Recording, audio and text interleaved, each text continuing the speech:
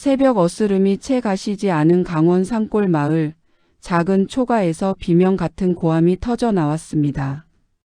재수없는 년. 당장 이 집에서 나가. 겨울 바람이 문틈으로 파고들어 방 안의 냉기를 더욱 차갑게 만들었습니다. 위패 앞에 놓인 밥그릇에서는 희미한 김이 피어올랐으나 그 온기조차 얼어붙은 분위기를 녹이기엔 턱없이 부족했습니다. 윤소연은 마루 끝에 무릎을 꿇은 채 고개를 숙이고 있었습니다. 거친 삼배옷 자락이 차가운 마루바닥에 펼쳐져 있었고 그녀의 손은 바닥을 움켜쥔 채 하얗게 질려 있었습니다. 손가락 끝마다 바느질로 생긴 굳은 살과 동상으로 트인 상처가 선명했습니다. 석 달 전 남편이 산에서 나무를 하다 떨어져 세상을 떠난 뒤로 단 하루도 편히 잠들어 본 적이 없었습니다. 어찌 잠이 오겠습니까? 새 아이를 먹이고 입히는 것만으로도 벅찬데 시댁 식구들의 구박은 날이 갈수록 심해졌으니 말입니다. 시어머니 백씨 노파는 방 한가운데 지팡이를 짚고 서서 윤소연을 내려다보고 있었습니다. 주름진 얼굴에는 증오와 경멸이 깊이 새겨져 있었습니다. 그녀의 곁에는 시동생 백도식이 비스듬히 기대서서 냉소를 띤 표정으로 팔짱을 끼고 있었습니다. 그의 눈빛에는 무언가 계산된 것이 번뜩이고 있었습니다. 안방에서는 새 아이가 이불을 뒤집어 쓴 채 숨죽이며 떨고 있었습니다. 큰아이는 동생 둘을 꼭 껴안고 있었고 막내는 엄마를 부르려다가 형의 손에 입을 막힌 채 눈물만 흘리고 있었습니다. 아이들은 며칠 전부터 할머니와 작은 아버지가 올 때마다 이렇게 숨어 있어야 했습니다. 그때 백도식이 품에서 종이 한 장을 꺼내 윤소연 앞에 휙 던졌습니다. 종이는 바람에 휘날리다 그녀의 무릎 위에 떨어졌습니다. 윤소연은 떨리는 손으로 그것을 집어 들었습니다. 차용 문서였습니다. 남편의 도장이 선명하게 찍혀 있고 은자 100냥을 빌렸다는 내용이 적혀 있었습니다.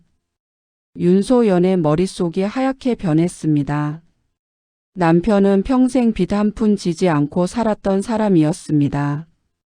바느질로 번 푼돈까지 모아가며 알뜰하게 살림을 꾸렸던 그가 시동생에게 그런 큰 돈을 빌렸을 리 없었습니다. 그런데 말입니다. 문서에는 분명 남편의 도장이 찍혀 있었습니다. 손때 묻은 그 도장, 혼인 때부터 남편이 소중히 간직하던 바로 그 도장이었습니다. 밖에서는 눈이 내리기 시작했습니다. 굵은 한방눈이 하늘에서 쏟아져 내리며 세상을 하얗게 뒤덮어가고 있었습니다. 지붕 위로 쌓이는 눈의 무게가 느껴질 정도였습니다. 마당의 우물가에 쌓인 눈은 이미 종아리까지 차오를 만큼 깊었고 처마 끝에는 고드름이 주렁주렁 매달려 있었습니다. 형수님도 아시다시피 저희 집안 형편이 어렵습니다. 이 집이라도 받아야 빚을 정리할 수 있지 않겠소. 그 말투는 정중했으나 그 속에는 차가운 칼날이 숨어 있었습니다. 그는 진작부터 이 집을 노리고 있었던 것입니다. 비록 작은 초가였으나 마을 입구에 자리 잡고 있어 나중에 주막이나 객주로 쓰기에 좋은 위치였습니다. 윤소연은 애원했습니다. 제발 시간을 달라고 품을 팔아서라도 바느질을 더 해서라도 갚겠다고 했습니다. 하지만 백도식은 냉정했습니다. 겨울인데 무슨 품팔이가 있느냐고 바느질로 100냥을 언제 다 갚으시렵니까? 하고 비웃었습니다. 윤소연의 눈에서 뜨거운 눈물이 주르륵 흘러내렸습니다. 친정은 이미 오래전에 끊긴 상태였습니다. 집안이 기울어 부모님이 돌아가신 뒤 오빠는 먼 지방으로 떠나버렸고 소식이 끊겼습니다. 절로 가자니 어린 것들을 데리고 어떻게 버틸지 막막했습니다. 무엇보다 아이들을 흩어지게 할 수는 없었습니다. 안방에서 아이들의 흐느끼는 소리가 새어나왔습니다. 큰아이가 동생들을 달래는 속삭임이 들렸습니다. 윤소연은 이를 악물었습니다. 무너질 수 없었습니다. 이 아이들만큼은 반드시 지켜내야 했습니다. 남편과의 마지막 약속이었으니까 말입니다. 남편이 임종 전에 그녀의 손을 잡고 했던 마지막 말이 떠올랐습니다. 여보, 아이들만은 굶기지 맙시다. 백시 노파가 지팡이로 마루를 쿵쿵 내리쳤습니다. 쓸데없는 소리 그만하고 당장 짐 싸서 나가라고 소리쳤습니다. 날카로운 소리가 좁은 방 안에 울려 퍼졌고 안방에서 아이들의 울음소리가 더 커졌습니다. 좋소. 내일 아침 해가 뜨면 나가시오. 그때까지 한시라도 이 집에 있으면 관가에 고하겠소. 그렇게 말하고는 백시 노파와 함께 눈보라를 뚫고 나갔습니다. 대문이 쾅 닫히는 소리가 울렸고 집 안은 다시 고요해졌습니다. 하지만 그 고요함은 평온함이 아니라 절망의 침묵이었습니다. 윤소연은 한동안 그 자리에 주저앉아 있었습니다. 차가운 마루 바닥의 냉기가 무릎을 타고 온몸으로 퍼져나갔습니다. 손에 쥔 차용 문서가 눈물에 젖어 흐물거렸습니다. 안방 문이 살며시 열리고 큰아이가 고개를 내밀었습니다. 아이의 얼굴은 눈물로 범벅이 되어 있었습니다. 윤소연은 황급히 눈물을 닦고 아이를 향해 억지로 미소를 지었습니다.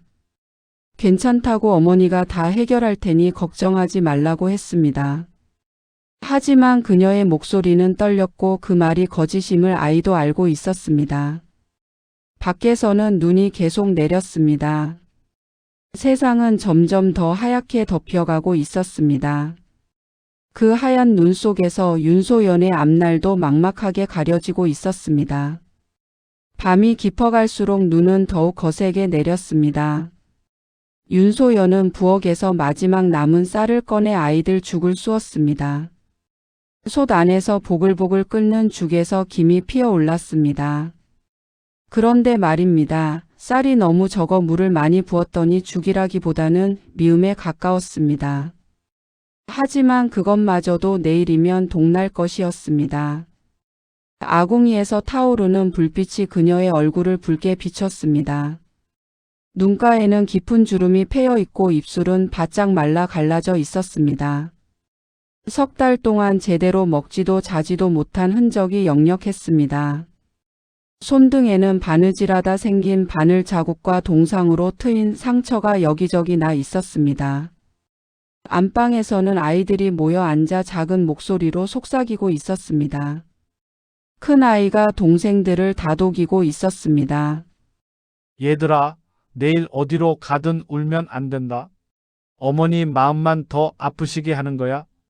평소 같았으면 잠들어야 할 시간이었으나 오늘 밤은 아무도 잠들 수 없었습니다. 내일 아침이면 집을 떠나야 한다는 공포가 아이들의 마음을 짓눌렀습니다. 윤소연은 죽을 그릇에 담아 안방으로 가져갔습니다. 아이들은 어머니를 보자 일제히 고개를 들었습니다. 그들의 눈빛에는 두려움과 기대가 뒤섞여 있었습니다. 평소라면 맛없다고 투정을 부렸을 텐데 오늘은 조용히 숟가락을 들었습니다. 막내조차 울음을 참으며 죽을 떠먹었습니다. 윤소연은 아이들이 먹는 모습을 지켜보며 자신도 모르게 한숨을 내쉬었습니다. 큰아이가 죽그릇을 내려놓으며 조심스럽게 물었습니다. 저희가 정말 내일 이 집을 떠나야 하느냐고 말입니다. 윤소연은 대답 대신 아이의 머리를 쓰다듬었습니다. 말로 설명할 수 없는 복잡한 감정이 가슴속에서 소용돌이쳤습니다. 갈 곳이 있단다. 걱정하지 마라. 거짓말이었습니다. 갈 곳은 없었습니다. 하지만 아이들 앞에서는 무너질 수 없었습니다. 어머니로서 지켜야 할 마지막 자존심이었습니다. 밤이 깊어지자 윤소연은 아이들을 재운 뒤 혼자 부엌으로 나왔습니다. 남편의 위패 앞에 무릎을 꿇고 앉았습니다. 촛불이 희미하게 흔들리며 위패를 비췄습니다. 남편의 이름이 적힌 나무패가 그녀를 내려다보는 것 같았습니다. 서방님, 어찌해야 합니까? 제가 무얼 잘못한 것입니까? 목이 메어 말이 나오지 않았습니다. 눈물이 주르르 흘러내렸습니다. 하지만 소리 내어 울 수는 없었습니다. 안방에 아이들이 깰까 두려웠으니까 말입니다. 그녀는 입을 손으로 막고 소리 없이 흐느꼈습니다. 몸이 앞뒤로 흔들렸고 어깨가 들썩거렸습니다. 남편과 함께했던 지난 날들이 주마등처럼 스쳐갔습니다. 홀레날 수줍게 웃던 남편의 얼굴, 첫 아이가 태어났을 때 기뻐하던 모습, 가난해도 늘 그녀를 다정하게 대해주던 그 손길. 모든 것이 이제는 추억이 되어 버렸습니다. 새벽녘 눈은 여전히 내리고 있었습니다. 마당에 쌓인 눈은 이미 무릎까지 차올랐습니다. 대문을 열기도 힘들 정도였습니다. 윤소연은 잠도 못 잔 채 짐을 꾸리기 시작했습니다. 옷가지 몇 벌, 그릇 두어 개, 남편이 쓰던 도장. 가져갈 수 있는 것은 많지 않았습니다. 아이들도 새벽부터 깨어나 조용히 짐을 쌌습니다. 막내는 자신의 작은 집신을 들고 어머니에게 이것도 가져가야 하느냐고 물었습니다.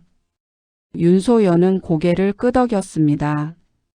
신발이 없으면 눈길을 걸을 수 없었으니까 말입니다.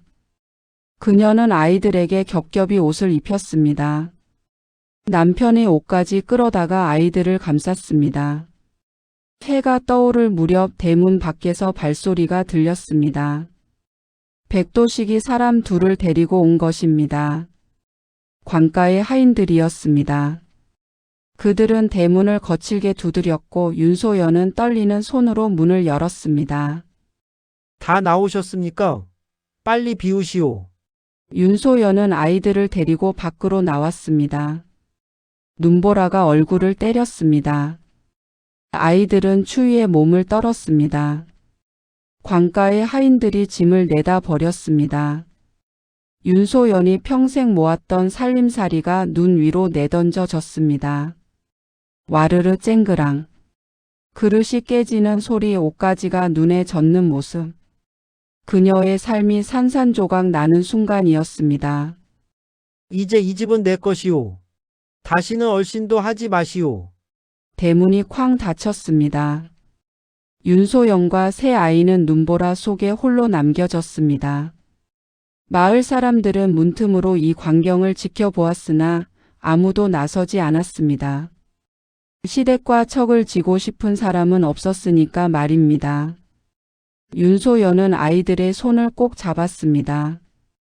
큰 아이는 동생들을 끌어안았습니다.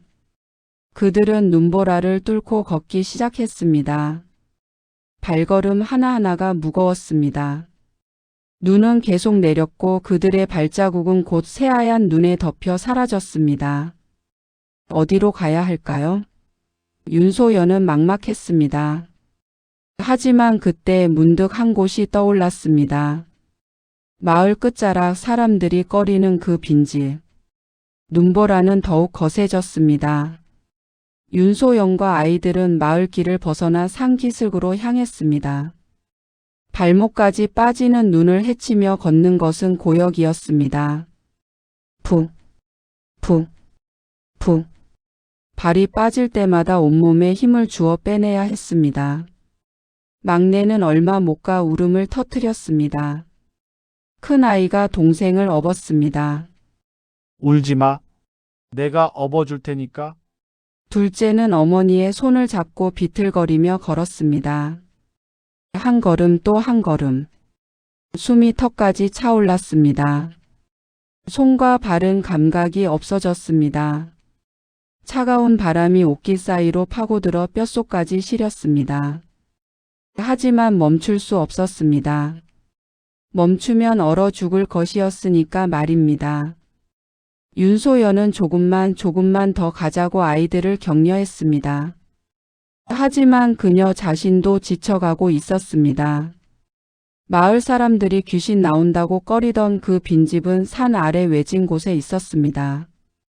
몇 해 전 그곳에 살던 선비 가족이 하룻밤새 모두 사라졌다는 소문이 돌았습니다. 어떤 이는 역병에 걸려 죽었다 했고 어떤 이는 산적에게 습격당했다고 했습니다. 진실이 무엇이든 그 후로 아무도 그 집에 들어가려 하지 않았습니다.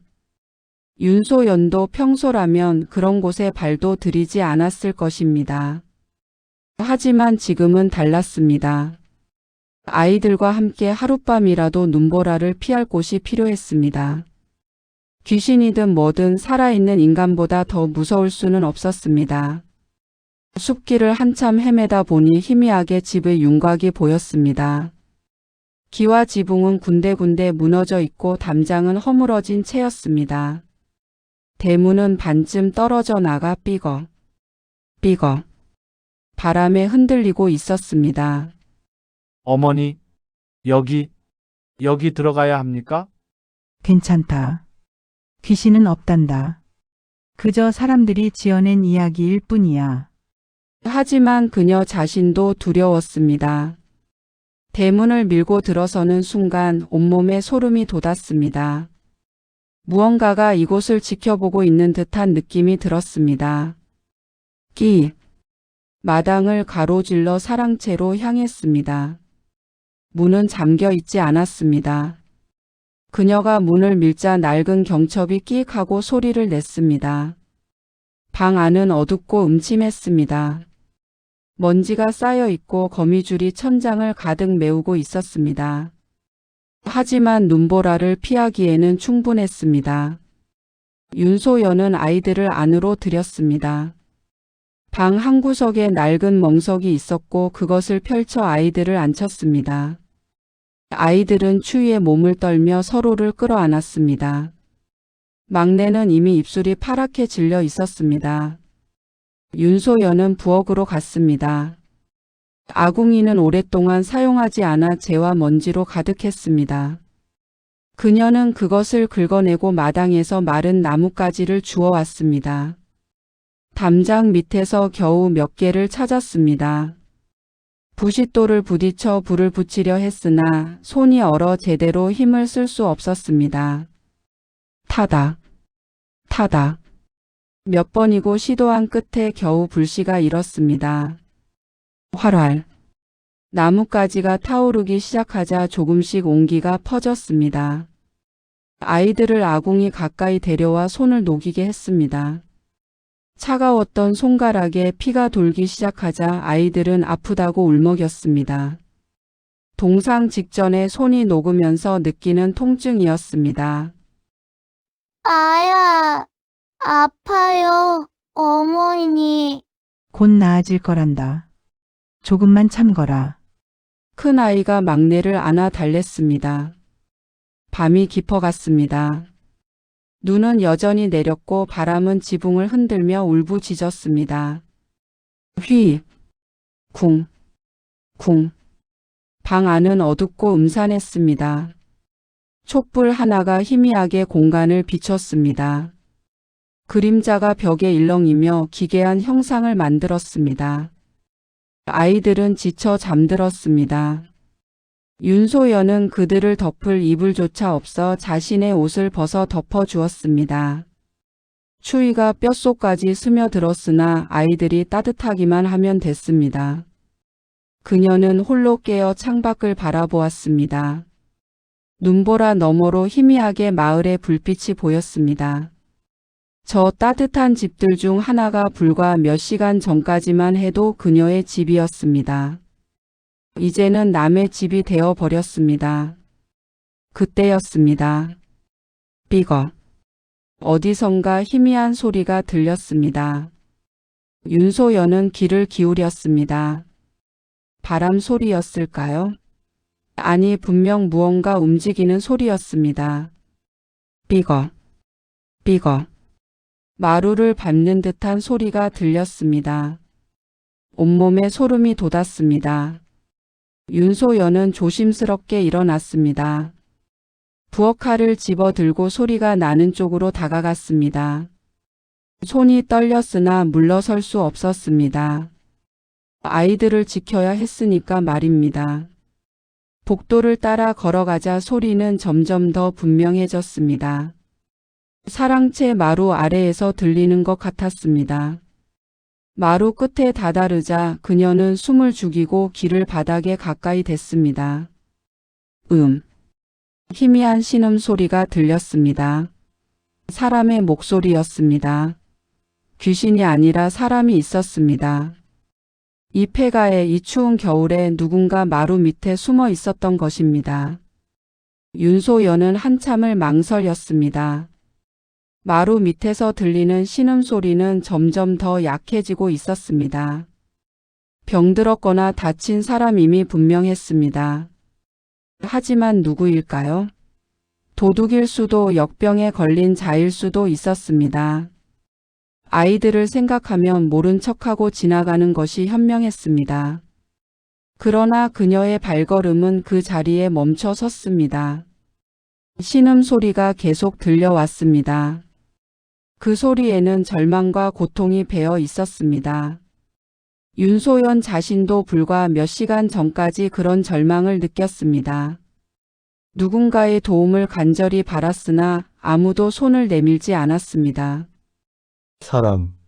사람 살려주시오. 희미한 목소리가 들렸습니다. 남자의 목소리였습니다. 윤소연은 촛불을 들고 마루 끝으로 갔습니다. 마루판 사이로 희미한 틈이 보였습니다. 누구십니까? 지나가던 행인입니다. 제발 물 한 모금만. 윤소연은 부엌으로 달려가 물을 떠왔습니다. 하지만 마루 밑으로 어떻게 물을 건넬 수 있을까요? 그녀는 마루 끝을 살폈습니다. 한쪽 판자가 느슨했습니다. 힘을 주어 들어 올리자 좁은 공간이 드러났습니다. 촛불을 들이대자 안의 모습이 보였습니다. 누더기를 걸친 사내가 웅크리고 있었습니다. 얼굴은 흙과 먼지로 뒤덮여 있고 입술은 갈라져 피가 맺혀 있었습니다. 그 옆에는 어린아이가 하나 더 있었습니다. 아이도 병들어 축 늘어져 있었습니다. 윤소연은 물그릇을 내려보냈습니다. 사내는 떨리는 손으로 물을 받아 마셨습니다. 꿀꺽, 꿀꺽. 목구멍으로 물이 넘어가는 소리가 들렸습니다. 그는 반쯤 남은 물을 아이에게 먹였습니다. 고맙습니다. 정녕 고맙습니다. 저는 정문서라 합니다. 부끄럽지만 쫓기는 몸입니다. 쫓기는 몸이라니. 무슨 죄를 지으셨기에. 죄를 지은 것이 아니라 죄를 뒤집어 쓴 것입니다. 저는 원래 인근 고을에서 포목상을 하던 사람이었습니다. 그런데 동업자가 저를 배신하고 장부를 조작했습니다. 윤소연은 그 감정을 이해할 수 있었습니다. 자신도 억울한 누명을 쓴 것이나 마찬가지였으니까 말입니다. 정문서는 아이를 데리고 도망치다가 이 집을 발견했다고 귀신 나온다는 소문 덕에 아무도 오지 않아 숨기 좋았다고 했습니다. 하지만 양식이 떨어지고 추위에 아이가 병들었다고 했습니다. 정문서의 목소리는 점점 약해졌습니다. 그는 옆에 누운 아이를 바라보았습니다. 아이의 얼굴은 창백했고 숨소리가 가늘었습니다. 정문서의 눈에서 눈물이 흘러내렸습니다. 윤소연은 갈등했습니다. 이들을 도와야 할까요? 자신도 아이 셋을 키우기 벅찬 상황인데 남의 부자까지 돌볼 여력이 있을까요? 하지만 그 아이의 얼굴을 보자 마음이 약해졌습니다. 굶주리고 병든 아이를 그냥 둘 수는 없었습니다. 잠시만 기다리십시오. 윤소연은 부엌으로 갔습니다. 자신이 가져온 쌀이 조금 남아 있었습니다. 내일 아침 아이들 먹일 것이었으나 어쩔 수 없었습니다. 그녀는 그 쌀로 미음을 쑤었습니다. 아궁이에 불을 지피고 솥에 물을 끓였습니다. 보글보글. 쌀을 넣고 저으며 기다렸습니다. 미움이 익어가는 동안 그녀는 자신이 무엇을 하고 있는지 생각했습니다. 남편이 살아 있었다면 뭐라고 했을까요? 아마 말리지 않았을 것입니다. 남편은 어려운 사람을 보면 그냥 지나치지 못하는 사람이었으니까 말입니다. 미움이 다 익었습니다. 윤소연은 그것을 그릇에 담아 마루 밑으로 내려보냈습니다. 은혜를 어찌 갚아야 할지. 먼저 아드님께 드리십시오. 병든 아이에게는 따뜻한 음식이 필요합니다. 정문서는 아이를 안아 일으켰습니다. 한 숟가락씩 떠서 아이 입에 넣어 주었습니다. 아이가 조금씩 삼키는 모습을 보며 그는 안도의 눈물을 흘렸습니다. 윤소연은 그 모습을 지켜보다가 문득 자신의 아이들이 걱정됐습니다. 서둘러 방으로 돌아가니 다행히 아이들은 여전히 잠들어 있었습니다. 그녀는 아이들 곁에 누웠습니다. 온몸이 피곤했으나 잠이 오지 않았습니다. 내일은 또 어떤 일이 일어날까요? 윤소연은 천장을 바라보며 생각했습니다. 쌀은 다 떨어졌습니다. 내일부터는 정말 굶어야 할지도 몰랐습니다. 하지만 지금 이 순간 그녀가 할 수 있는 일은 단 하나였습니다. 아이들과 함께 있는 것, 그리고 내일을 맞이하는 것. 동이 트기 시작했습니다. 긴 밤이 지나고 희미한 햇살이 눈 덮인 마당을 비췄습니다. 윤소연은 아이들보다 먼저 깨어 밖으로 나갔습니다. 마당에는 무릎까지 차오르는 눈이 쌓여 있었습니다. 세상과 단절된 듯한 고요함이 감돌았습니다. 그녀는 우물가로 갔습니다. 다행히 우물은 얼지 않았습니다. 두레박으로 물을 길어 올렸습니다. 철컥, 철컥. 차가운 물이 손에 닿자 동상난 곳이 쓰라렸으나 참았습니다. 아궁이에 불은 꺼져 있었습니다. 다시 불을 지펴야 했습니다. 하지만 나무가 없었습니다. 그녀는 담장 근처에서 겨우 마른 나무 몇 개를 찾았습니다. 불을 붙이는 동안 마루 밑에서 기침 소리가 들렸습니다. 콜록, 콜록. 정문서의 아들이 밤새 열이 더 오른 모양이었습니다. 부인, 밤새 아이가 열이 떨어지질 않습니다. 제가 마을에 다녀오겠습니다. 약방에서 약을 구해오겠습니다. 그러시면 안 됩니다. 부인께서 위험에 처하실 수 있습니다. 괜찮습니다. 아이를 그냥 둘 수는 없습니다. 윤소연은 마음을 정했습니다. 자신의 아이들에게 조용히 말했습니다. 어머니가 잠시 다녀올 터이니 절대 밖으로 나가지 말라고, 낯선 사람이 와도 대답하지 말라고 했습니다.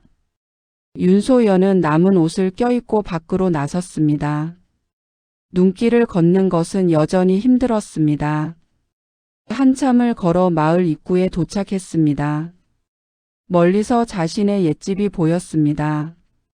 굴뚝에서 연기가 피어오르고 있었습니다. 가슴이 미어졌으나 고개를 돌렸습니다. 약방은 마을 한가운데 있었습니다. 윤소연은 조심스럽게 문을 열고 들어갔습니다. 약방 주인은 그녀를 알아보고 놀란 표정을 지었습니다. 윤소연은 아이가 병들었다고 열을 내리는 약을 달라고 했습니다. 윤소연은 손목에 은비녀를 빼냈습니다.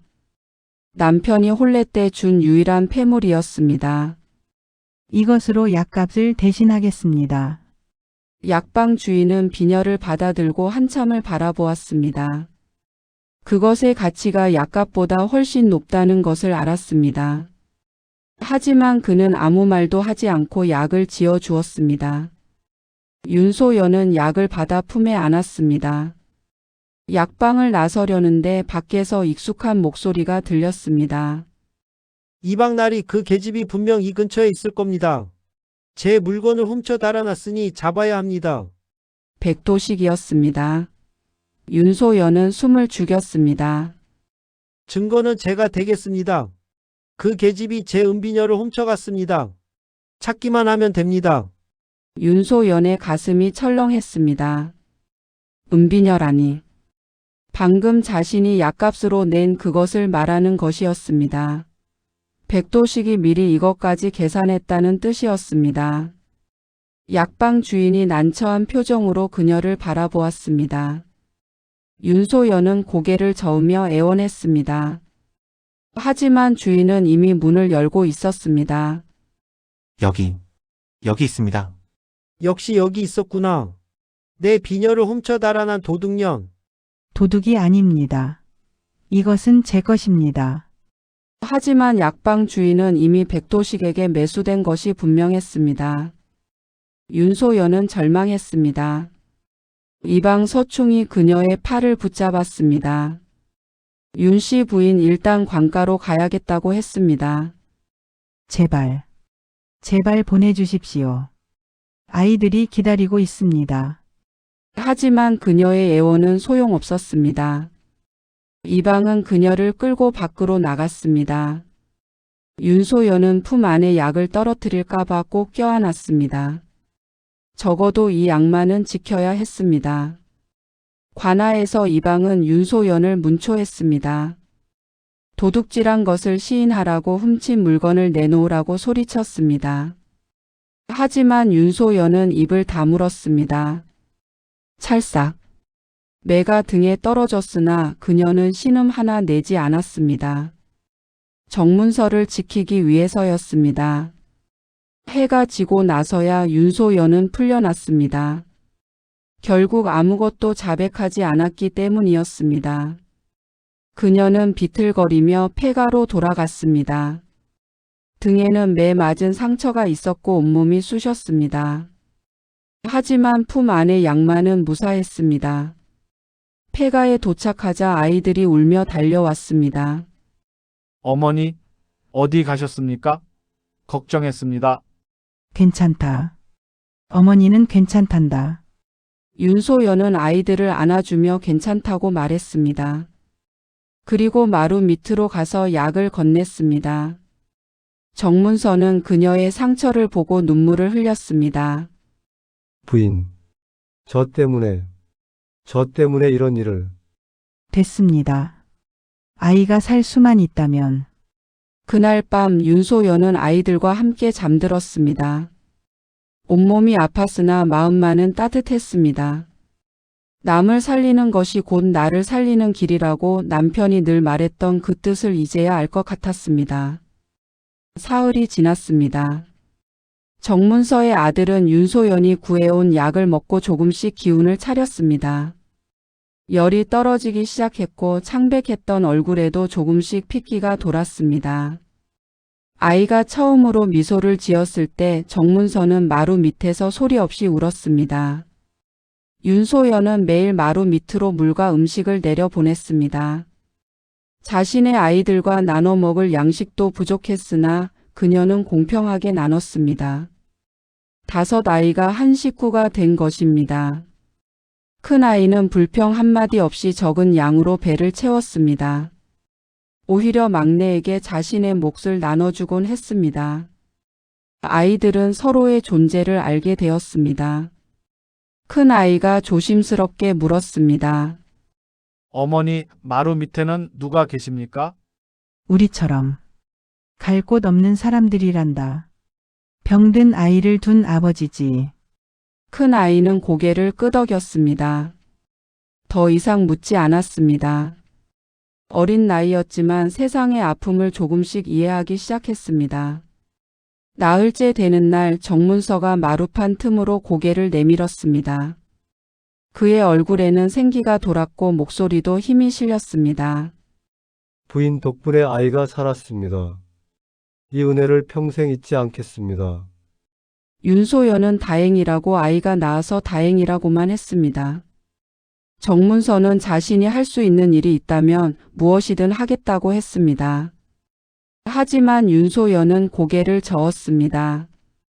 자신도 누군가의 도움이 절실했던 사람이라고 그저 같은 처지의 사람을 외면할 수 없었을 뿐이라고 했습니다. 그날 밤 정문서는 마루 밑에서 나왔습니다. 오랜만에 펼쳐본 몸이 뻐근했으나 기운이 돌아온 것을 느낄 수 있었습니다. 그는 윤소연에게 깊이 절을 올렸습니다. 목숨이 다하는 날까지 이 은혜를 기억하겠다고 했습니다. 윤소연은 일어나라고 자신도 곧 죽을 뻔한 사람이라고 서로 도우며 사는 것이 사람의 도리 아니겠느냐고 했습니다. 정문서는 폐가를 살피며 돌아다녔습니다. 오래된 집이었으나 구조는 튼튼했습니다. 그는 부엌을 살피다가 아궁이 옆 벽을 두드려 보았습니다. 툭, 툭. 소리가 달랐습니다. 속이 빈 소리였습니다. 부인 이리 오시겠습니까? 윤소연이 다가오자 정문서는 벽을 가리켰습니다. 이 벽이 이상하다고 혹시 비밀 공간이 있는 것 같다고 했습니다. 둘이 힘을 합쳐 벽을 밀어내자 과연 작은 공간이 드러났습니다. 그 안에는 낡은 나무 상자가 하나 놓여 있었습니다. 먼지가 수북이 쌓여 있었고 거미줄이 얽혀 있었습니다. 상자를 열자 안에는 오래된 장부들과 은전이 가득 담긴 작은 항아리가 있었습니다. 촛불을 가까이 대고 장부를 살펴본 정문서의 눈이 커졌습니다. 이것은 이 장부. 여기 적힌 상호들이 제가 거래하던 곳들입니다. 그리고 이 필체. 이것은 분명 제 동업자의 글씨입니다. 정문서는 떨리는 손으로 장부를 넘겼습니다. 거기에는 물건을 빼돌린 기록들이 상세히 적혀 있었습니다. 언제 어디로 얼마나. 모든 것이 명확했습니다. 날짜마다 품목마다 정확한 수량과 거래처가 적혀 있었습니다. 이것이 있으면 제 결백을 증명할 수 있습니다. 윤소연도 기뻐했습니다. 정말이냐고 그럼 이제 관가에 쫓기지 않아도 되는 거냐고 물었습니다. 정문서는 그렇다고 대답했습니다. 하지만 곧 얼굴이 어두워졌습니다. 이것을 관가에 제출하려면 자신을 믿어줄 관리가 있어야 한다고 그런데 이미 동업자가 관가의 실권자들을 매수해 놓았다고 했습니다. 윤소연도 고개를 끄덕였습니다. 자신도 같은 경험을 했으니까요. 관가의 이방조차 백도식의 편이었습니다. 그렇다면 어찌해야 하느냐고 물었습니다. 정문서는 시간이 필요하다고 했습니다. 자신이 거래하던 상인들 중에는 아직 자신을 믿어주는 이들이 있을 것이라고 그들의 증언을 모으고 이 장부를 증거로 제시한다면 결백을 증명할 수 있을 것이라고 했습니다. 그때 밖에서 발소리가 들렸습니다. 둘은 깜짝 놀라 촛불을 껐습니다. 창문 틈으로 밖을 보니 백도식이 두세 명의 사내를 데리고 폐가 앞을 지나가고 있었습니다. 그 계집년이 이 근처 어딘가에 숨어 있을 것이다. 귀신 나온다는 소문 때문에 아무도 오지 않는 곳. 혹시 이 폐가는 아닐까? 함께 온 사내가 머뭇거렸습니다. 하지만 도련님, 이 집은 정말로 귀신이 나온다고 말입니다. 백도식은 귀신이고 뭐고 다 헛소리라고 내일 날 밝으면 이 집부터 뒤져본다고 했습니다. 발소리가 멀어졌습니다. 윤소영과 정문서는 서로를 바라보았습니다. 시간이 얼마 남지 않았습니다. 부인, 제가 먼저 움직이겠습니다. 아이는 은인께 맡기겠습니다. 제가 돌아올 때까지 부디.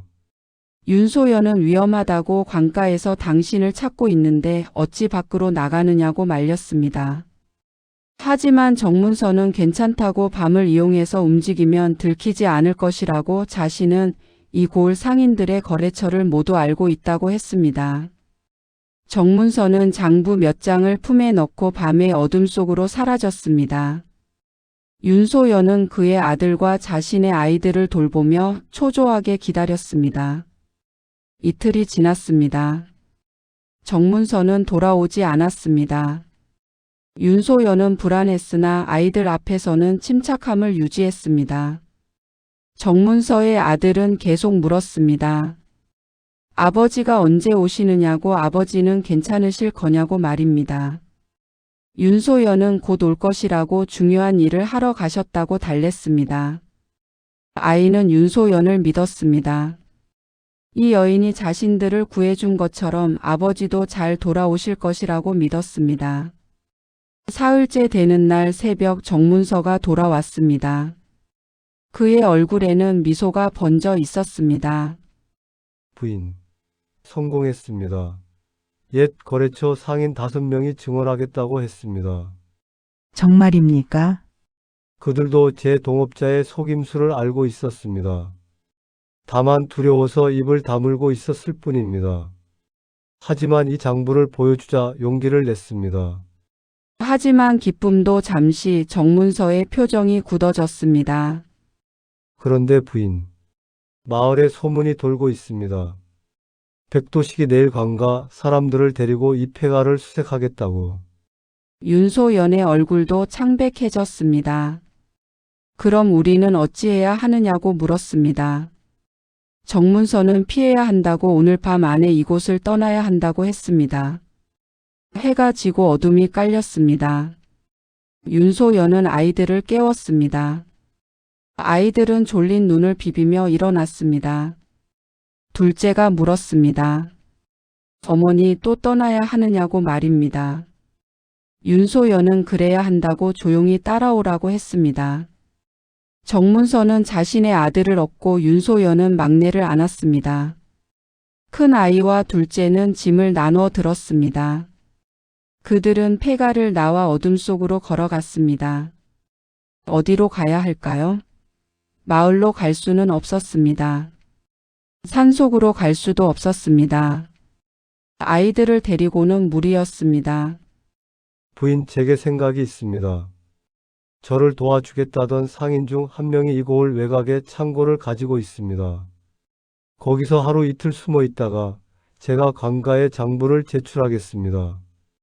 윤소연은 그분이 정말로 도와주시겠느냐고 물었습니다. 정문서는 자신을 오랫동안 알아온 분이라고 신뢰할 수 있다고 했습니다. 그들은 마을 외곽의 창고로 향했습니다. 눈은 녹기 시작했으나 길은 여전히 험했습니다. 아이들은 지쳐 비틀거렸으나 불평하지 않았습니다. 이제는 익숙해진 것입니다. 떠나고 숨고 견디는 것에 말입니다. 창고에 도착하자 문을 열고 기다리던 상인이 있었습니다. 김서방이라는 이름의 중년 남자였습니다. 정 주사님, 무사하셨습니까? 어서 들어오십시오. 창고 안은 넓었습니다. 쌀과 곡식을 쌓아두는 곳이라 따뜻하지는 않았으나 바람은 피할 수 있었습니다. 김서방은 담요와 음식을 가져왔습니다. 많지는 않지만 며칠은 버티실 수 있을 거라고 했습니다. 윤소연은 고맙다고 정녕 감사하다고 했습니다. 김서방은 아니라고 정 주사님을 도우는 것은 당연한 일이라고 했습니다. 김서방은 정문서에게 조용히 말했습니다. 주사님, 제가 알아본 바로는 새로 부임한 사또께서 청렴하다는 소문입니다. 그분께 직접 장부를 보여드리면 어떻겠습니까? 정문서는 하지만 사또를 만나는 것이 쉽지 않을 텐데 하고 말했습니다. 김서방은 자신에게 방법이 있다고 했습니다. 사또께서 매달 백성들의 민원을 직접 듣는 날이 있는데 모레가 바로 그날이라고 했습니다. 정문서는 그렇다면 그때를 노려야겠다고 했습니다. 한편 백도식은 폐가를 수색했습니다. 관가에 하인 서너 명을 데리고 왔으나 집은 텅 비어 있었습니다. 젠장, 분명 이곳에 있었을 텐데. 하인 중 하나가 도련님께 보고했습니다.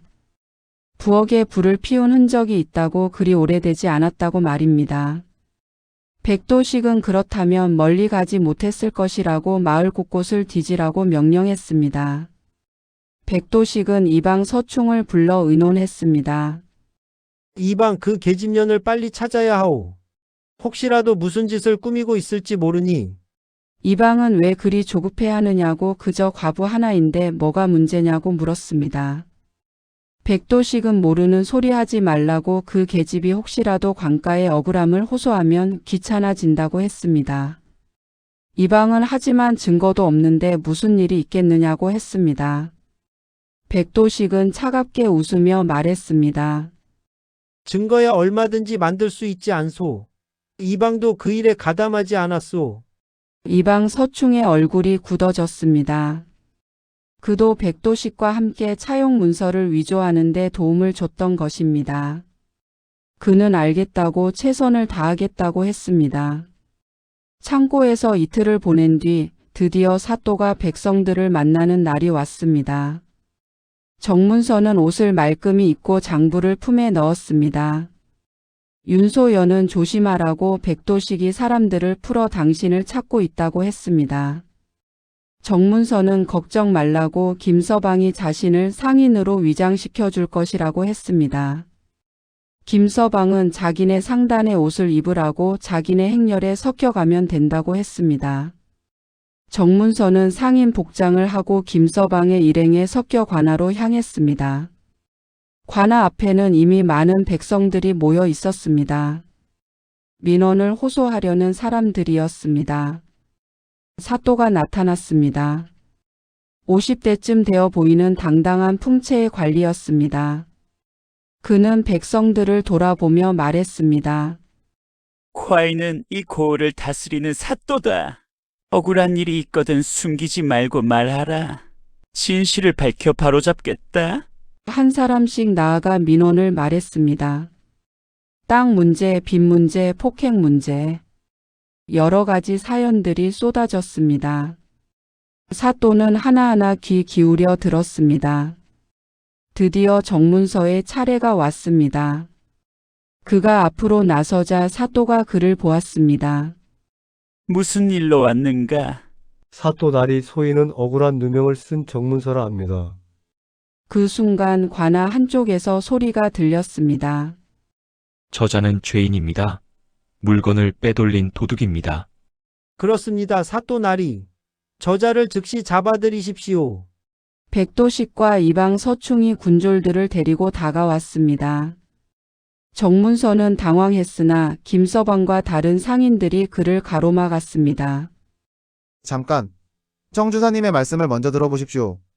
조용히 하라. 콰인이 판단하겠다.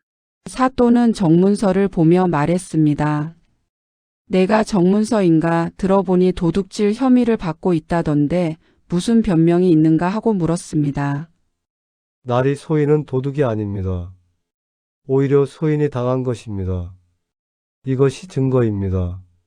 정문서는 장부를 꺼내 사또에게 올렸습니다. 사또는 장부를 받아 천천히 살펴보았습니다. 그의 얼굴이 점점 굳어졌습니다. 백도식과 이방 서충은 불안한 표정으로 서로를 바라보았습니다. 사또는 이것이 진짜인가 하고 물었습니다. 정문서는 그렇다고 이것은 소인의 동업자가 물건을 빼돌린 기록이라고 날짜, 수량, 거래처가 모두 명확히 기록되어 있다고 대답했습니다. 백도식은 거짓이라고 저자가 조작한 것이라고 소리쳤습니다. 하지만 정문서는 조작이 아니라고 여기 계신 상인 5분이 증언해 주실 것이라고 했습니다. 김서방을 포함한 상인 5명이 앞으로 나섰습니다. 그들은 하나씩 증언했습니다. 정문서의 동업자가 어떻게 물건을 빼돌렸는지, 어떻게 장부를 조작했는지 말입니다. 사또는 심각한 표정으로 듣고 있었습니다. 그러다 백도식을 향해 물었습니다. 그대는 왜 이 일에 끼어드는가? 정문서와 무슨 관계인가? 백도식은 말문이 막혔습니다. 저는 그저 고을의 질서를 위해 하고 더듬거렸습니다. 사또는 거짓말 말하고 과인이 보기에 그대도 이 일과 관련이 있는 것 같은데 하고 말했습니다. 이방 서충이 황급히 나섰습니다. 날이 이것은 별개의 문제라고 정문서는 여전히 죄인이라고 했습니다. 하지만 사또는 과인이 판단할 일이라고 이방은 물러가 있으라고 했습니다. 사또는 장부를 다시 살폈습니다. 오랜 시간이 흘렀습니다. 그러다 고개를 들었습니다. 정문서 이 장부만으로는 내 결백을 완전히 증명하기 어렵다고 내 동업자를 잡아와야 한다고 했습니다. 정문서는 날이 그자는 이미 다른 고을로 도망쳤다고 했습니다. 사또는 그렇다면 시간이 걸리겠다고 일단 너는 하고 말을 이었습니다. 백도식이 끼어들었습니다. 잡아들이십시오, 나리. 저자는 도망칠 것입니다. 조용히 하라. 콰인이 말하고 있다. 그때 관아 밖에서 소란이 들렸습니다. 여자의 목소리가 들렸습니다. 사또 나리. 소녀에게도 억울한 일이 있습니다. 윤소연이었습니다. 그녀는 아이들을 창고에 맡기고 혼자 관아로 온 것입니다. 군졸들이 그녀를 막으려 했으나 사또가 손을 들어 제지했습니다. 들어오게 하라고 명했습니다. 윤소연이 관아 안으로 들어왔습니다. 백도식의 얼굴이 창백해졌습니다. 나리 소녀는 윤소연이라 합니다. 억울하게 집을 빼앗겼습니다. 사또는 자세히 말해보라고 했습니다. 윤소연은 자신의 사연을 말했습니다. 남편이 죽은 뒤 시동생이 위조된 차용 문서를 들이밀며 집을 빼앗았다고 그리고 은비녀를 훔쳤다는 누명을 씌워 관가에서 몇 가지 맞았다고 말했습니다. 백도식은 거짓이라고 차용 문서는 진짜라고 형님이 직접 도장을 찍으신 것이라고 소리쳤습니다. 하지만 윤소연은 도장은 진짜일지 몰라도 문서는 가짜라고 제 서방님은 그런 빚을 진 적이 없다고 했습니다. 사또는 증거가 있느냐고 물었습니다. 윤소연은 증거는 없다고 하지만 나리, 제 서방님은 평생 빚 한 푼 지지 않고 산 사람이라고 마을 사람들이 다 안다고 했습니다. 백도식은 마을 사람들이야 뭘 알겠느냐고 형님이 자기에게 몰래 돈을 빌렸을 수도 있지 않느냐고 했습니다. 사또는 두 사람을 번갈아 보았습니다. 그러다 이방을 불렀습니다. 이방, 이 일을 처리한 것이 그대인가? 차용 문서를 가져오라. 과인이 직접 살펴보겠다. 이방은 떨리는 손으로 문서를 가져왔습니다. 사또는 그것을 펼쳐 자세히 들여다보았습니다. 종이의 재질, 먹의 색깔, 도장의 상태를 살폈습니다. 오랜 시간이 흘렀습니다. 관아 안은 숨소리조차 들리지 않을 만큼 조용했습니다. 이상하구나. 이 문서의 종이 너무 새 것이다. 석 달 전에 작성되었다면서. 그리고 이 목의 색깔도 이상하다. 석 달이면 색이 변해야 하는데 마치 며칠 전에 쓴 것 같구나. 백도식의 얼굴에서 피가 쏙 빠졌습니다. 이방 서충도 식은 땀을 흘렸습니다. 사또는 이방에게 정직하게 말하라고 이 문서 위조한 것 아니냐고 물었습니다. 백도식은 아니라고 진짜라고 소리쳤습니다. 하지만 사또는 그렇다면 증명해 보라고 내 형이 이 돈을 무엇에 썼는지, 언제 빌렸는지 상세히 말해 보라고 했습니다. 백도식은 말을 더듬었습니다. 준비되지 않은 거짓말은 금세 들통이 났습니다. 그것은 농사를 짓는데 하고 말했습니다. 사또는 석 달 전이면 가을이라고 농사는 이미 끝난 때 아니냐고 물었습니다. 백도식은 아니, 집을 수리하는데 하고 말을 바꿨습니다. 사또는 집을 수리했다면 흔적이 있을 텐데 조사해 보았는가 하고 이방에게 물었습니다. 이방은 그것은 조사하지 하고 말을 잇지 못했습니다. 사또는 직무유기로군하고 그리고 위조에 가담한 것 같은데 하고 말했습니다. 용서하십시오, 나리. 소인이 잘못했습니다. 백도식 도련님이 소인에게 돈을 주며 협조하라고 했습니다. 차용 문서도 함께 만들었습니다. 이방 서충은 바닥에 엎드려 모든 것을 자백했습니다. 백도식은 이 배신자라고 소리쳤으나 이미 늦었습니다. 잡아라. 군졸들이 백도식을 붙잡았습니다. 그는 발버둥 쳤으나 소용없었습니다. 백도식, 내가 형수의 집을 빼앗고 억울한 누명을 씌웠구나. 엄중히 다스리겠다. 윤소연의 눈에서 눈물이 흘렀습니다. 하지만 그것은 슬픔의 눈물이 아니라 안도의 눈물이었습니다. 드디어 진실이 밝혀진 것입니다. 사또는 정문서와 윤소연을 보았습니다.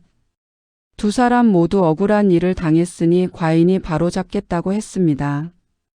정문서에게는 동업자를 찾아 진실을 밝히겠다고 그때까지 이 고을에 머물되 도망가지 않겠다는 보증이 필요하다고 했습니다. 김서방이 나서서 보증하겠다고 했습니다. 자신이 보증하니 정 주사님은 결코 도망가지 않을 것이라고 말했습니다. 윤소연에게는 집을 돌려받을 것이며 백도식이 빼앗은 재산도 모두 돌려주겠다고 했습니다. 윤소연은 바닥에 엎드려 절을 올렸습니다. 너무 기뻐서 눈물이 멈추지 않았습니다. 몇 달 동안 견뎌온 고통과 절망이 한꺼번에 무너져 내리는 것 같았습니다. 하지만 사또는 심각한 표정으로 말을 이었습니다. 한 가지 문제가 있다고 했습니다. 윤소연이 얼굴을 들었습니다. 무엇이냐고 물었습니다. 사또는 백도식이 이미 그 집을 다른 사람에게 팔아버렸다고 했습니다. 그 집을 산 사람은 마을의 부자인 송참봉이라고 그는 정당하게 돈을 주고 샀으니 그에게서 집을 빼앗을 수는 없다고 말했습니다. 윤소연의 얼굴이 창백해졌습니다. 집을 되찾을 수 없다니. 사또는 백도식에게서 받은 돈만큼은 돌려주겠다고 그 돈으로 다른 집을 구하라고 했습니다. 나리. 그 집은 제 서방님과 함께 살던 곳입니다. 아이들이 태어난 곳입니다. 윤소연의 목소리가 떨렸습니다.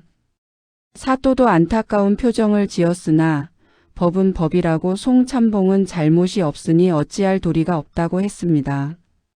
그때 뒤에서 목소리가 들렸습니다. 60대쯤 되어 보이는 노인이 앞으로 나왔습니다. 송참봉이었습니다. 딸이 소인이 그 집을 산 것은 사실입니다.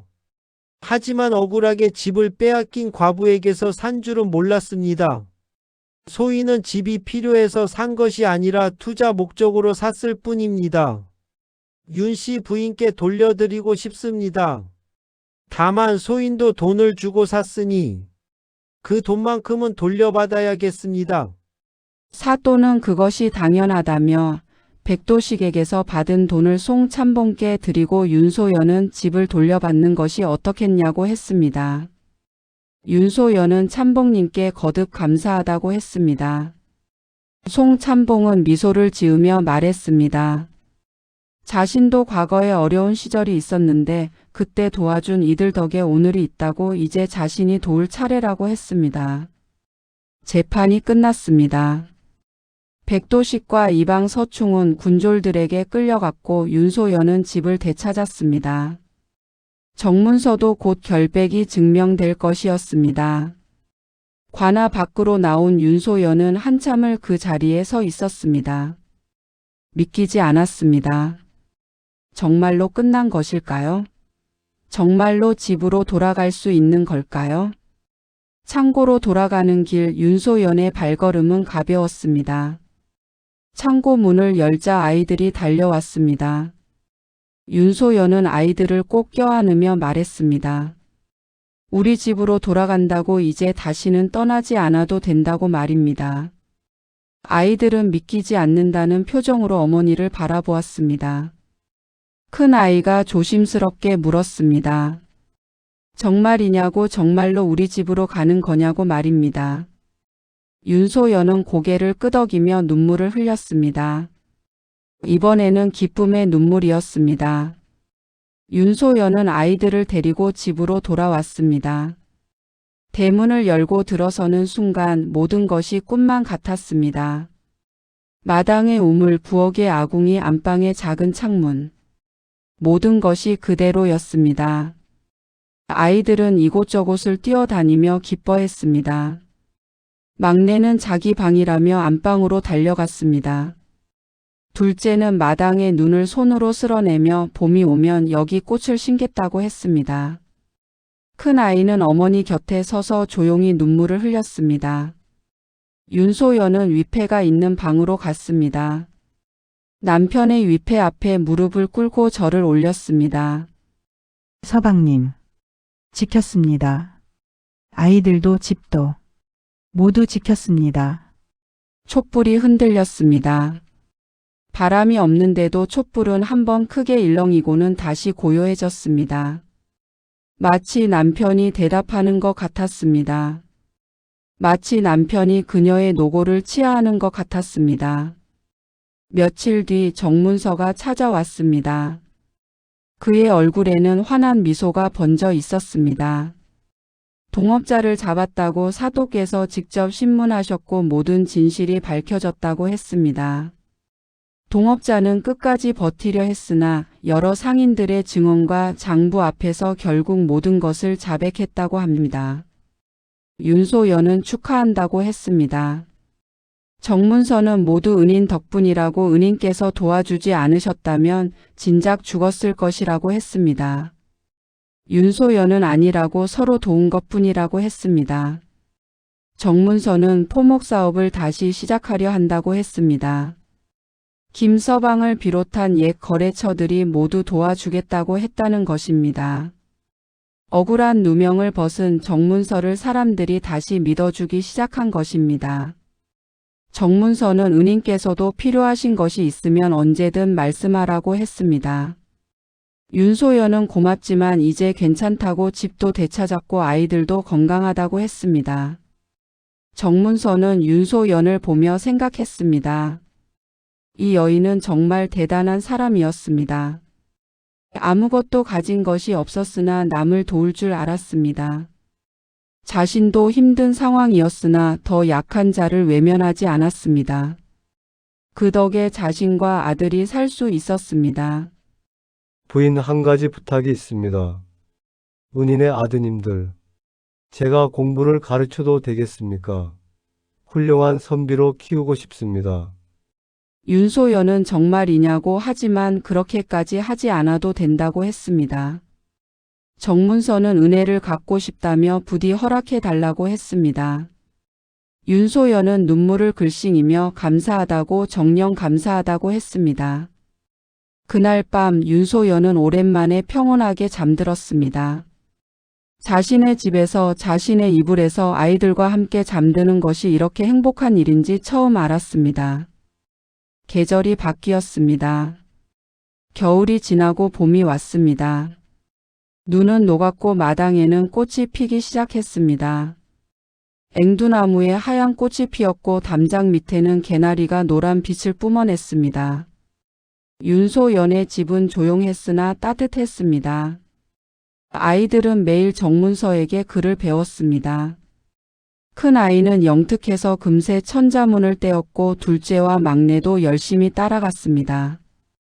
정문서는 인내심을 가지고 아이들을 가르쳤습니다. 마치 자신의 아들을 가르치듯 정성을 다했습니다. 정문서는 포목사업을 다시 일으켜 번창했습니다. 그는 윤소연에게 매달 쌀과 생활비를 보냈습니다. 윤소연은 처음에는 거절했으나 정문서가 계속 고집하자 받아들였습니다. 이것은 드리는 것이 아니라 빌린 것이라고 은인께서 자신을 살려주셨으니 이 정도로는 갚을 수 없다고 정문서는 말했습니다. 마을 사람들의 태도도 달라졌습니다. 처음에는 과부를 꺼리던 사람들이 이제는 윤소연을 존경했습니다. 억울한 일을 당하고도 굴하지 않았다는 소문, 어려운 사람을 도왔다는 이야기가 퍼졌기 때문입니다. 길에서 마주치면 사람들은 먼저 고개를 숙여 인사했습니다. 어느 봄날 송참봉이 윤소연을 찾아왔습니다. 부인께 드릴 말씀이 있다며 품에서 문서 하나를 꺼냈습니다. 마을 입구의 반문서였습니다. 부인께 드리고 싶다고 했습니다. 윤소연은 어찌 이런 귀한 것을 받을 수 있느냐고 했습니다. 송참봉은 자신에게는 자식이 없다고 재산이 많아도 물려줄 사람이 없다고 부인의 아드님들이 훌륭하게 자라는 것을 보니 돕고 싶어졌다고 했습니다. 윤소연은 받을 수 없다고 너무 과하다고 했습니다. 하지만 송참봉은 부인이 새 아이를 홀로 키우고 계시니 이 밭이 있으면 조금은 도움이 될 것이라고 했습니다. 윤소연은 송참봉의 진심을 느꼈습니다. 그녀는 깊이 절을 올리며 감사하다고 이 은혜 평생 잊지 않겠다고 했습니다. 여름이 왔습니다. 윤소연은 밭에서 일했습니다. 땀을 흘리며 농사를 지었습니다. 아이들도 학업이 끝나면 어머니를 도왔습니다. 큰아이는 김을 메고 둘째는 물을 길어 날랐으며 막내는 작은 손으로 풀을 뽑았습니다. 정문서는 종종 찾아와 아이들의 공부를 봐주었습니다. 그의 아들도 건강을 되찾아 함께 공부했습니다. 내 아이는 형제처럼 친하게 지냈습니다. 정문서의 아들은 윤소연을 어머니처럼 따랐고 윤소연의 아이들은 정문서를 스승님이라 불렀습니다. 어느 날 저녁 정문서가 윤소연에게 물었습니다. 은인 행복하십니까? 하고 말입니다. 윤소연은 마당에서 뛰노는 아이들을 바라보았습니다. 그들의 웃음소리가 저녁 공기에 퍼졌습니다. 석 달 전만 해도 상상할 수 없었던 광경이었습니다. 윤소연은 대답했습니다. 예, 행복하다고. 정문서는 힘든 시절도 있었는데 후회는 없느냐고 물었습니다. 후회요. 물론 힘들었습니다. 하지만 그 시련 덕에 깨달았습니다. 사람이 사람을 살린다는 것을요.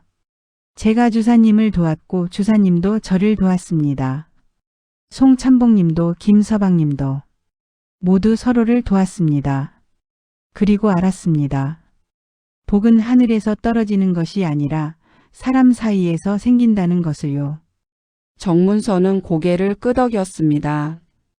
그도 같은 생각이었습니다. 혼자서는 살 수 없다는 것을, 사람은 사람으로 인해 살아간다는 것을 알았습니다. 가을이 왔습니다. 첫 수확의 계절이었습니다. 윤소연의 밭에서는 황금빛 곡식이 익었습니다. 아이들과 함께 수확을 하며 그녀는 웃었습니다. 아이들은 이렇게 많이 나왔다며 이제 겨울에도 배고프지 않겠다며 떡을 먹고 싶다며 기뻐했습니다. 윤소연은 그래 오늘은 떡을 해먹자고 했습니다. 그날 밤 윤소연은 수확한 곡식의 일부를 정문서와 김서방 그리고 송찬봉에게 보냈습니다. 도움을 받은 만큼 나눠야 한다고 생각했습니다. 받은 것을 되돌려 주는 것, 그것이 사람의 도리라고 믿었습니다. 겨울이 다시 왔습니다. 하지만 작년 겨울과는 달랐습니다. 집은 따뜻했고 양식은 넉넉했습니다. 아이들은 건강했고 미래는 밝았습니다. 아궁이에는 불이 활활 타올랐고 부엌에는 쌀독이 가득했습니다. 어느 눈 내리는 날 윤소연은 남편의 위패 앞에 앉았습니다. 서방님, 아이들이 잘 자라고 있습니다. 큰아이는 벌써 사서삼경을 읽고 둘째는 글씨를 잘 쓰고 막내는 영특합니다. 그리고 깨달았습니다. 서방님께서 평생 하신 말씀의 뜻을요. 사람이 사람을 살리는 것, 그것이 바로 하늘의 뜻이라는 것을. 눈 속에서도 등불은 꺼지지 않았습니다. 그 등불이 바로 사람의 마음이었습니다. 서방님, 이제 알겠습니다. 촛불이 흔들렸습니다. 바람이 없는데도 촛불은 한번 크게 일렁이고는 다시 고요해졌습니다. 밖에서는 눈이 내렸습니다. 하지만 집 안은 따뜻했습니다. 아이들의 웃음소리가 들렸고 아궁이에서는 불이 타오르고 있었습니다. 윤소연은 창밖을 바라보았습니다. 하얀 눈이 세상을 덮고 있었습니다. 하지만 더 이상 두렵지 않았습니다. 겨울이 지나면 봄이 온다는 것을, 어둠이 지나면 빛이 온다는 것을, 절망이 지나면 희망이 온다는 것을 이제는 알았습니다. 그날 밤 윤소연은 평온하게 잠들었습니다. 오랜만에 악몽 없는 깊은 잠이었습니다. 세월이 흘렀습니다. 아이들은 무럭무럭 자랐습니다. 큰아이는 과거의 급제의 관리가 되었고 둘째는 훌륭한 선비가 되었으며 막내는 장사로 성공했습니다. 윤소연은 손주들을 보며 행복한 노년을 보냈습니다. 정문서도 큰 상인이 되어 많은 사람들을 도왔습니다. 마을 사람들은 이 이야기를 대대로 전했습니다. 눈 속에서도 꺼지지 않던 등불 하나가 있었다고, 그것이 바로 윤씨 부인의 마음이었다고. 세상이 아무리 차갑고 운명이 아무리 가혹해도 사람의 마음만은 따뜻했다고 말입니다. 그리고 사람들은 덧붙여 말했습니다. 복은 하늘에서 떨어지지 않는다고. 사람이 사람을 살리는 자리에, 따뜻한 마음이 있는 곳에 그렇게 복은 온다고 말입니다. 훗날 윤소연의 큰아들은 어머니의 이야기를 글로 남겼습니다. 그 글은 많은 사람들에게 읽혔고 오랫동안 전해졌습니다. 그렇게 윤씨 부인의 이야기는 끝이 났습니다. 하지만 그 가르침은 끝나지 않았습니다. 세상이 차가울 때 사람의 마음이 더 따뜻해야 한다는 것, 어려울 때일수록 서로를 도와야 한다는 것, 그리고 복은 주는 자에게 돌아온다는 것, 눈 속의 등불, 윤씨의 길, 그것은 우리 모두가 걸어가야 할 길이 아니겠습니까?